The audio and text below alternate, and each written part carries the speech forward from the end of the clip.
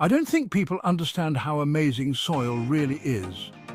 Let's uncover the 5 key components that make your garden thrive. First up, minerals. They make up about half of your soil and come from weathered rocks.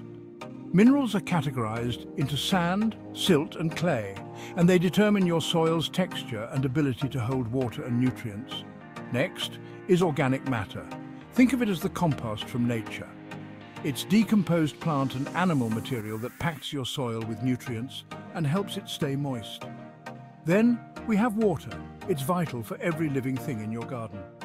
Water dissolves nutrients and makes them accessible to plants. Don't forget about air. Those little pockets of air in soil are crucial. They keep your plant roots and microorganisms breathing and healthy. Last but not least, microorganisms. These tiny heroes break down organic matter into humus, recycling nutrients and keeping your soil in top shape. So next time you're in your garden, remember, it's not just dirt. It's a living, breathing ecosystem.